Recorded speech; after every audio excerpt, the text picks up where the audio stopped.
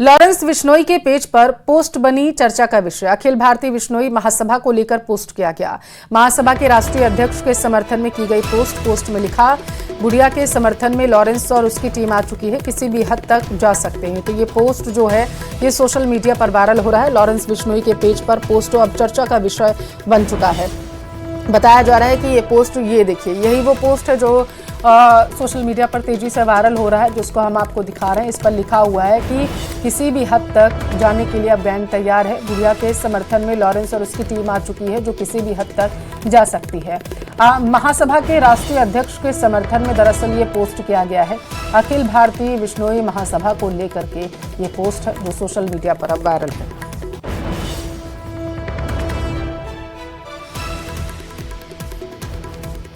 ज्यादा जानकारी लेंगे, संवाददाता चंद्रशेखर हमारे साथ जुड़ चुके हैं। चंद्रशेखर, इस पोस्ट की विश्वसनीयता कुछ पता चली?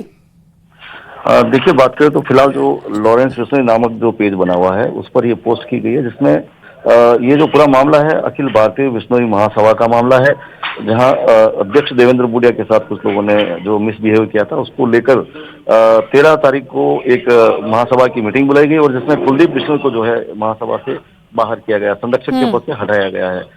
इसके बाद जो है लॉरेंस बिश्नोई के पेज पर ये पोस्ट आती है, जिसमें ये कहा जाता है कि देवेंद्र बुढ़िया जो काम कर रहे हैं वो प्रकृति संरक्षण को लेकर लगातार काम कर रहे हैं। इसको लेकर खुले तौर पर इस पेज पर जो है लॉरेंस बिश्नोई के नाम से ये कहा गया है कि वो महासभा के साथ है और यहाँ तक चेतावनी दी गई है कि इसके लिए किसी भी हद तक जाना पड़े तो लॉरेंस बिश्नोई और उसकी टीम तैयार है। इसको लेकर हमने जो है देवेंद्र बुढ़िया से भी बात की। उन्होंने कहा कि मेरे पास ये पोस्ट आई है, हालांकि चूंकि लॉरेंस बिश्नोई जेल में है, आखिर किसने पोस्ट की, कौन उसका पेज चला रहा है या किसके इशारे पर पोस्ट की, कहीं ना कहीं ये सभी जांच का विषय है और उसके बाद ही तस्वीरें क्लियर हो पाएंगी। बिल्कुल चंद्रशेखर, बहुत शुक्रिया आपका महत्वपूर्ण जानकारी के लिए। ब्यावर के मसूदा क्षेत्र में सर्दी से बचने के लिए कमरे में कोयले की सिगड़ी के धुएं से एक ही परिवार के 4 लोग बेहोश हो गए, जिन्हें मसूदा चिकित्सालय के बाद ब्यावर की राजकीय अमृत कौर अस्पताल में भर्ती करवाया गया, जहां सभी का इलाज किया जा रहा। फिलहाल सभी की स्थिति सामान्य बताई जा रही। घायलों के रिश्तेदार ने बताया कि सर्दी से बचाव के लिए सभी कमरे में सिगड़ी जलाकर सो रहे थे।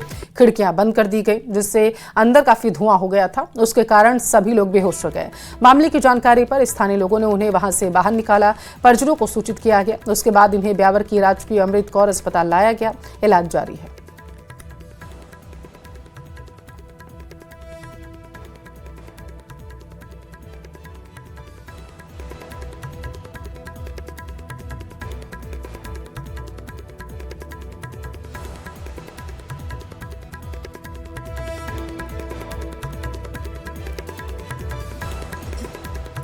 डूंगरपुर जिले के सदर थाना इलाके में सरकन कोपचा गांव के पास अज्ञात बदमाश एक युवक की हत्या कर फरार हो गए। सड़क किनारे लहूलुहान हालत में युवक का शव मिलने से इलाके में हड़कंप मचा हुआ है। गर्दन, मुंह पर गहरे घाव के निशान हैं। मृतक की पहचान नहीं हो सकी है। पुलिस शव की शिनाख्ती के प्रयास कर रही है। एएसआई राजकुमार ने बताया कि युवक का शव पड़ा था, जिसके गर्दन, मुंह और हाथों पर चोट के निशान थे। पुलिस मृतक की पहचान करने में जुटी है। सूचना मिली थी कि सरकन कोपचा में सागवाड़ा रोड पर सड़क के किनारे एक बॉडी पड़ी हुई है, जिस पर मौके पर पहुंचे। इसके शरीर पर घाव थे।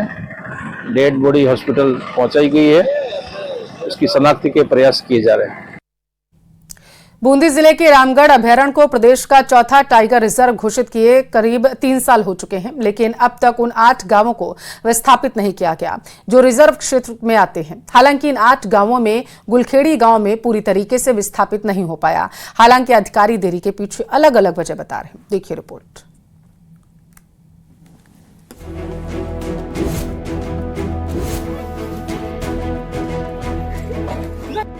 साल 2022 में बूंदी जिले के रामगढ़ अभयारण्य को प्रदेश का चौथा और देश का 52वां टाइगर रिजर्व बनाने की घोषणा की गई। इसके तहत करीब 8 गांवों को विस्थापित करने की कार्रवाई होनी थी, लेकिन 3 साल गुजर जाने के बाद भी ये कार्रवाई पूरी नहीं हो पाई।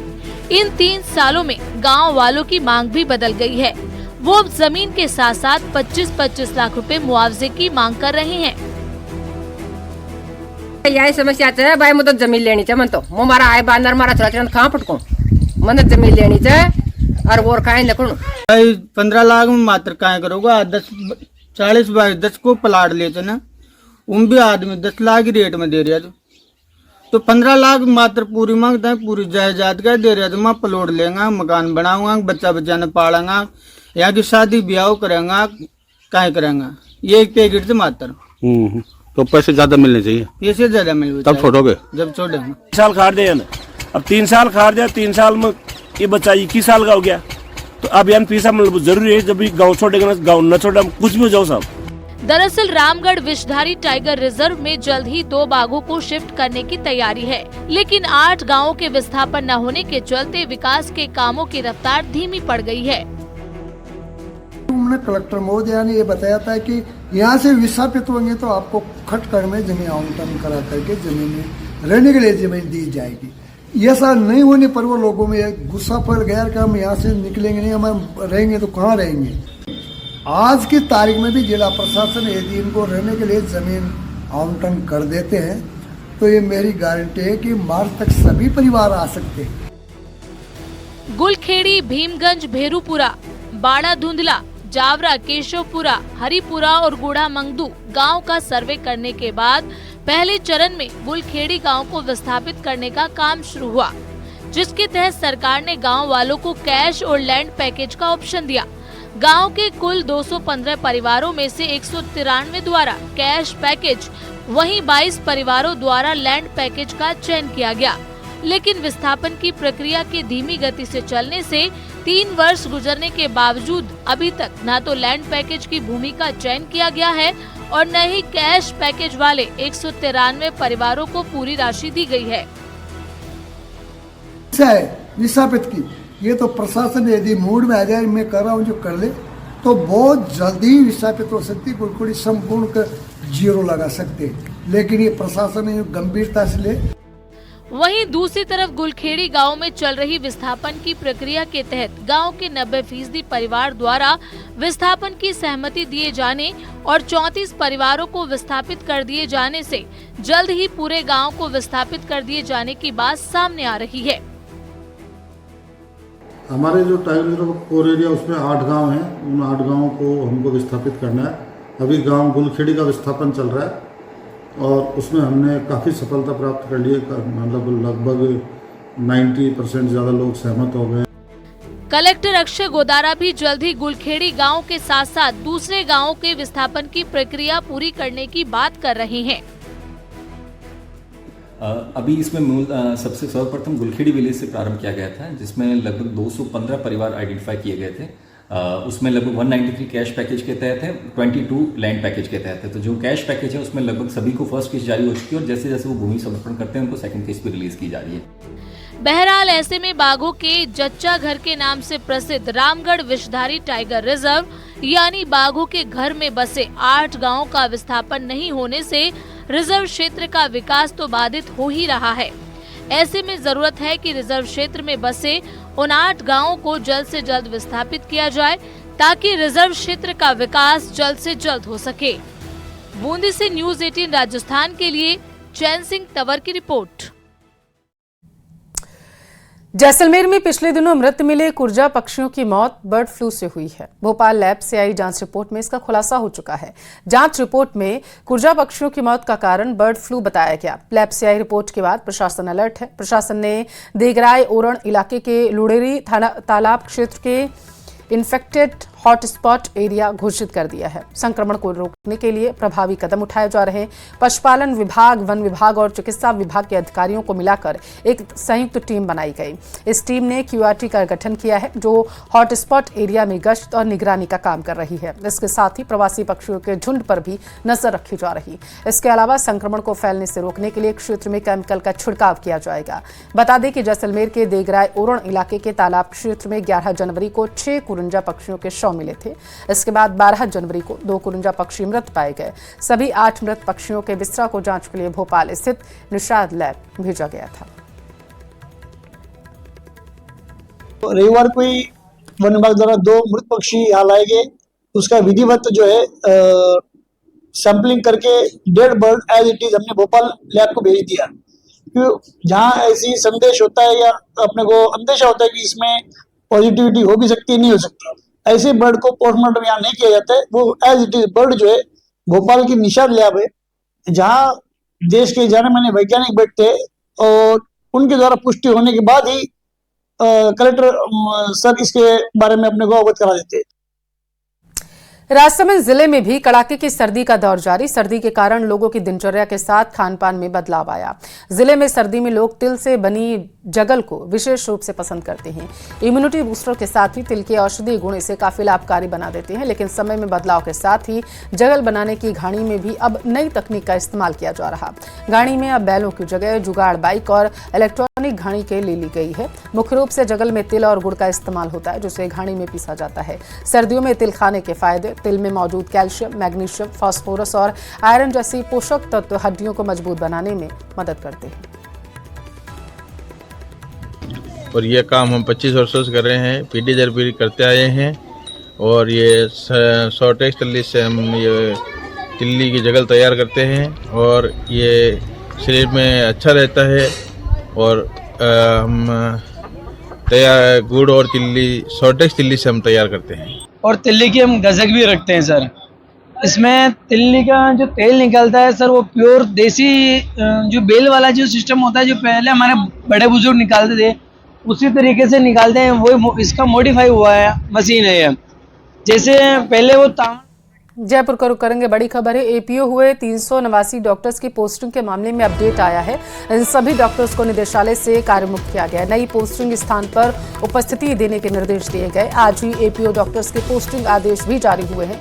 स्वास्थ्य विभाग ने इसका आदेश जारी कर दिया। नोटिफिकेशन जारी करते हुए आदेश दे दिया गया है कि अपनी उपस्थिति जो है वो दर्ज कराएं नई पोस्टिंग को लेकर के। ये बड़ी खबर आपके टेलीविजन स्क्रीन पर है। दरअसल 389 डॉक्टर्स की पोस्टिंग का मामला जो है, एपीओ डॉक्टर्स का मामला, ये लंबे समय से अटका हुआ था। इन सभी डॉक्टर्स को निदेशालय से कार्यमुक्त कर दिया गया है। अब ये जानकारी, बड़ी जानकारी सामने निकल कर आ पा रही है। नई पोस्टिंग स्थान पर उपस्थिति देने के भी निर्देश उनको दे दिए गए हैं और इसका बाकायदा प्रशासन की तरफ से एक नोटिफिकेशन जारी कर दिया गया है। नोटिफिकेशन जारी करते हुए निर्देश दे दिए गए हैं। तो बताया जा रहा है कि डॉक्टर्स की पोस्टिंग के आदेश जारी हो चुके हैं। स्वास्थ्य विभाग ने इसके आदेश जारी कर दिए हैं।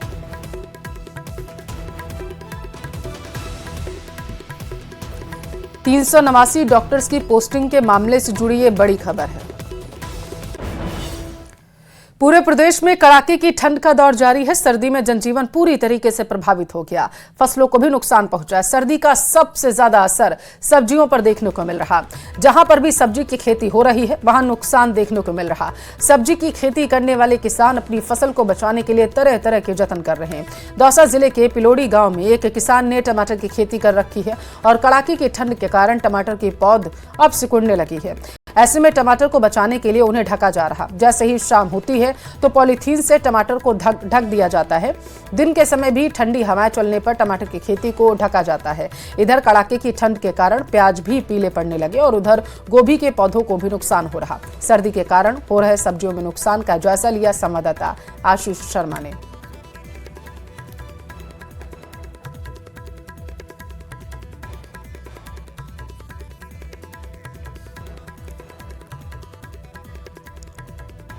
अजमेर ख्वाजा गरीब नवाज के सालाना उर्स के दौरान पेश होने वाले गुलाब इस साल बड़ी मात्रा में चढ़ाए गए हैं, जिसके चलते व्यापारी काफी खुश हैं। ये गुलाब पुष्कर और अलग अलग इलाके से दरगाह आते हैं और गंगा यमुना तहजीब की मिसाल जो है वो पेश करते हैं। रोजाना तकरीबन 2000 किलो गुलाब समेत अन्य फूल मजार शरीफ पर चढ़ाए जाते हैं, लेकिन उर्स के दौरान आंकड़ा बढ़कर 6 से 7000 किलो तक पहुंच जाता है। फूल व्यापारी जीतमल मारोठिया ने बताया कि इस बार जियारत के लिए बड़ी संख्या में जायरीन पहुंचे। उन्होंने कहा है कि खासतौर पर दक्षिण के राज्यों के लोग मजार शरीफ पर फूल पेश करना ज्यादा पसंद करते हैं। यहाँ 10 किलो से लेकर 150 किलो तक ख्वाजा गरीब नवाज की दरगाह में फूल पेश किए जाते हैं। ये परंपरा सालों पुरानी है और इसमें एक बात और खास है कि ये फूल ब्रह्मा की नगरी पुष्कर से आते हैं।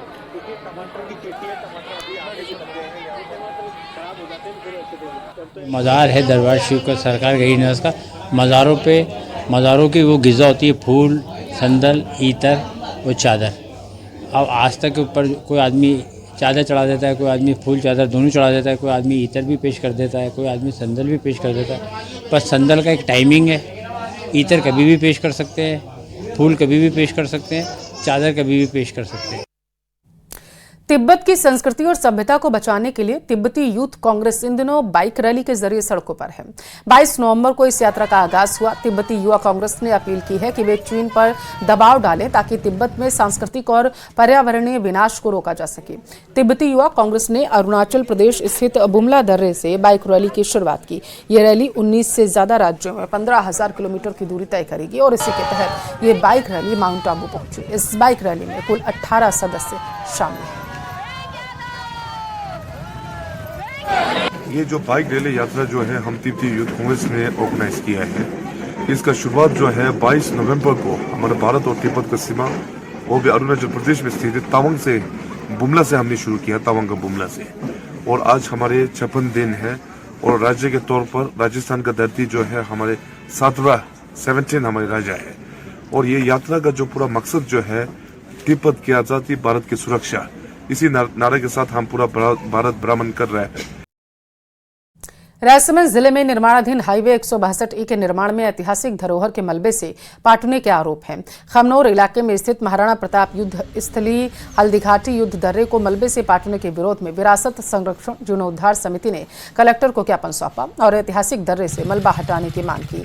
हाईवे की आड़ में हल्दीघाटी दर्रे में सड़क निर्माण का मलबा डालने का आरोप है। वहीं दर्रे को सुरक्षित करने और सैलानियों के लिए पाथवे निर्माण की मांग की जा रही है।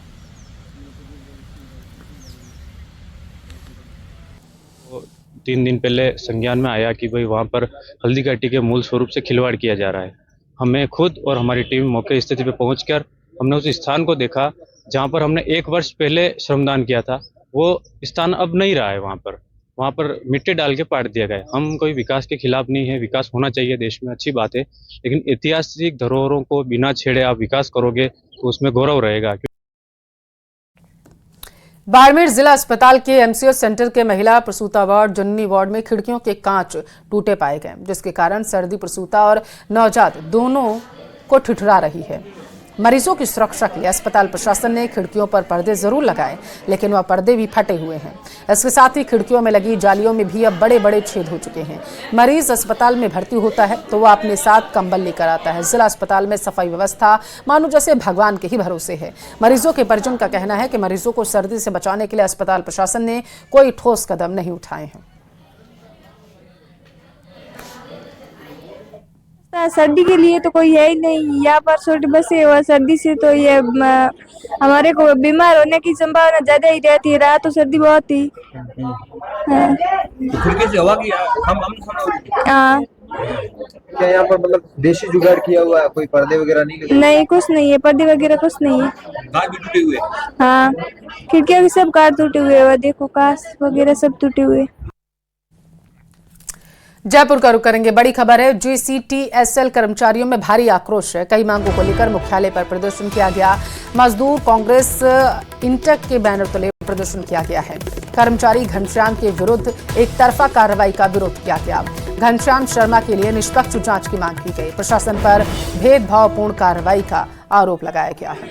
ये बड़ी खबर है आपकी टेलीविजन स्क्रीन पर, जहां पर कर्मचारियों में भारी आक्रोश है। इसको लेकर के उन्होंने प्रदर्शन किया गया है। संगठन सर्वोपरि है, ये पोस्टर्स लेकर के इनकी तरफ से प्रदर्शन किया गया। तो जीसीटीएसएल की तरफ से ये प्रदर्शन जो है किया गया है। राजनीतिक एंगल दिया जा रहा है इस मामले को। जब उनका नायला थाने, कानोता थाने के अंदर राजीनामा हो गया दोनों का बैठ के, वो उस घनश्याम शर्मा ने जेसीटीएसएल के सभी प्रबंधन के अधिकारियों को अवगत करा दिया था कि ये मामला है। उसके बाद में उसको एक जातिगत ले जाकर उस मामले को हवा देके एक कार्रवाई की जा रही है, ये गलत है। उसका एंगल दिया जा रहा है जो गलत है। कर्मचारी इस चीज का विरोध करते हैं। तो घनश्याम शर्मा भी एक कर्मचारी है, किसी भी कर्मचारी पे ऑन ड्यूटी थप्पड़ मारना या हाथ उठाना ये भी गलत है। और इसी के साथ फिलहाल के लिए इस बुलेटिन में इतना ही।